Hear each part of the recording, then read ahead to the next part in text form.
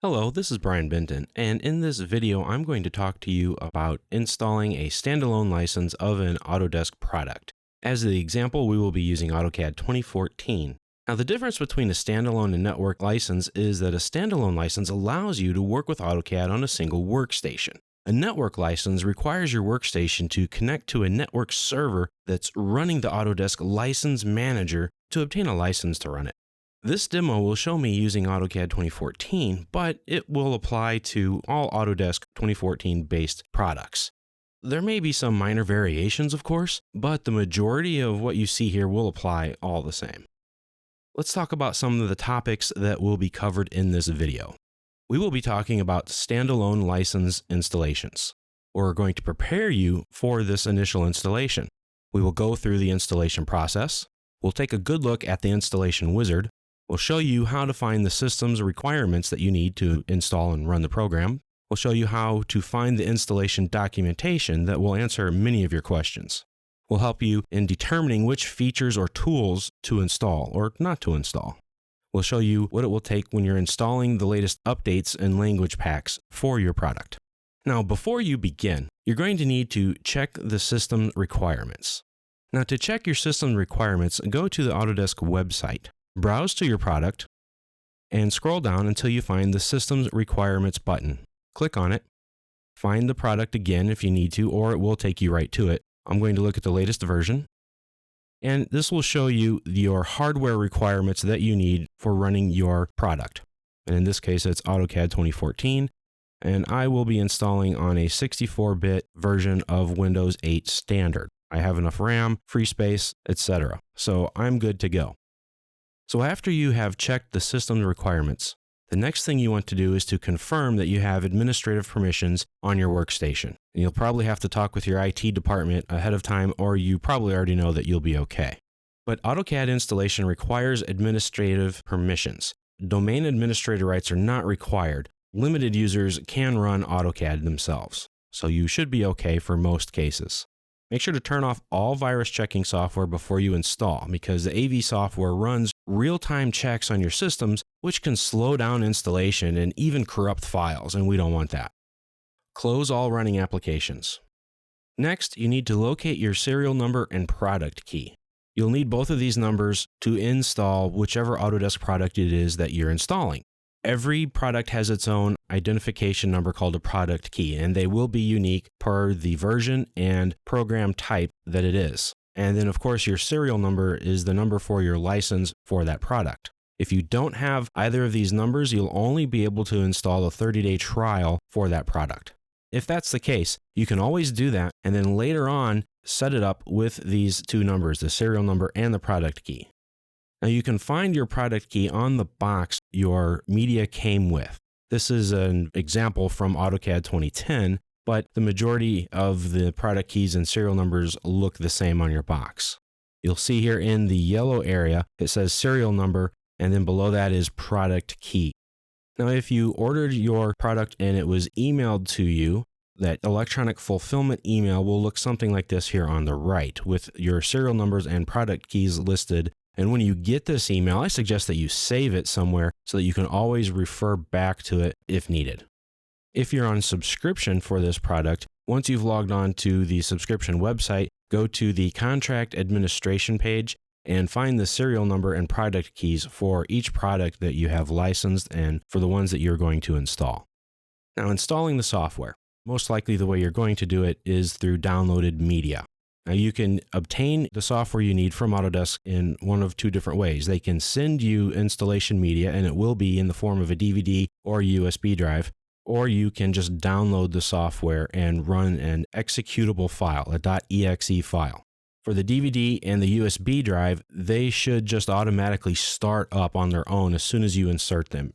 If you have downloaded media, you'll need to browse to that file you downloaded, extract it, and then go to the setup file. Okay, so here I have opened up my Windows File Explorer. I've gone to my download folder, which is where I downloaded my file to, and this is the name of the file right here. It's a .exe file. Now, if I double click it, it will start to extract it. Once it finishes extracting, it should just automatically open up into the wizard and you'll be able to get started. Otherwise, if none of these things start automatically, then you'll need to browse to where your files are at. And when you extract this file, it will create a folder on your C drive called Autodesk. And then from there, this is called the AutoCAD 2014 English Windows 64-bit file because that is the product that I have downloaded. Now, if I double click on this, it will bring me up to these files. And then when you go to your install thumb drive or install DVD drive, this is how it should all look. And once there, run this setup.exe file. So once you double click that setup.exe file, this is what you get, the installation wizard of your Autodesk product. This is also what will automatically pop up once you insert your installation DVD or your installation USB drive. So we have a few things here to talk about before we get started.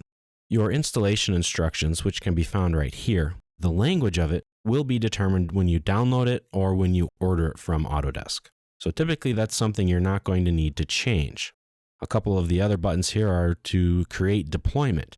This is to create a deployment that you will use over and over again. Now, we're not talking about that in this video. We're just looking at a standalone one-time installation on a workstation, so we're not going to cover that feature here. Now, the similar thing here with the install tools and utilities, you click here to install license manager, network licensing issues, things like that. Again, we're only going to talk about a standalone installation for your Autodesk product. Now, these three buttons here on the bottom, you do want to take a look at. This one is called Installation Help. Now, if you left click on it, it will open up your browser. Now, here you will find documentation on installation guides for all of the Autodesk products. Find the one that fits your product and select it. Click on these little plus signs to open up information. Click on the article you're interested in reading, and it will show up on the right. Most of the information here will be extremely useful to you. Go here first because a lot of the questions that they get about installation are already answered here. So once you've read through all of those, you can just close it out, close your browser, and come back to the installation wizard. Now, this is a second place where you can go to your system requirements. Left click on it, and again, it will open up some help windows inside your browser. Find the operating system that fits best for you and read through your system requirements. It will tell you what type of hardware you need and make sure that it's matching with the operating system that you're using. When you're finished, you can just close that and come back to your wizard. Now, the third button is the README. I suggest you take the time to read it. It's usually not too terribly long, and it gives you some information about the new release of your version of the product that you are installing. At any time, you can click on this exit button to exit out of the installation process and installation wizard. But we don't want to do that. We want to actually install the software. So click on the install on this computer button. Here is the EULA, or the End User License Agreement. This is where you agree with Autodesk on what it takes to license their product so that you can use it on your workstation. When you've read it, click on the I accept and click the Next button. Through all of these, you'll see there are three buttons: Cancel, Next, and Back. If I click on the back, it takes me back a frame, back to where I was before. And if I click on Next, it'll bring me to the next frame, and all of my settings that I put into that frame will remain, so you won't have to redo those. You won't lose any of your information, which is very good.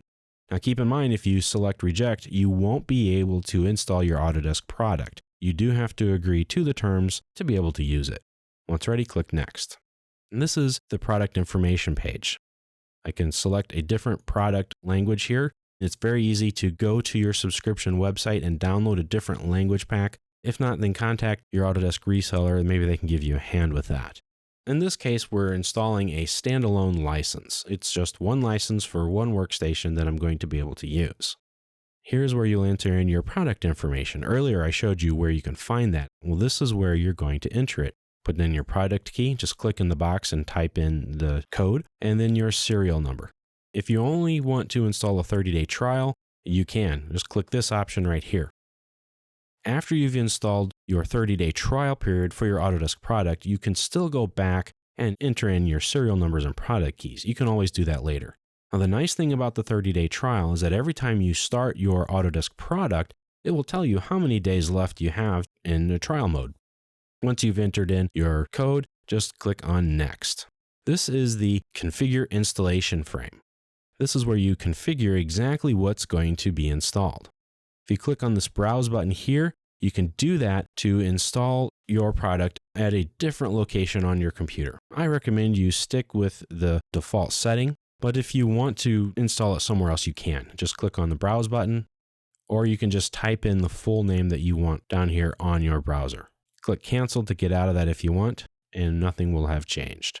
Now, you will have multiple products to install or different tools to install for your Autodesk product. In this case, we have two, AutoCAD and Recap.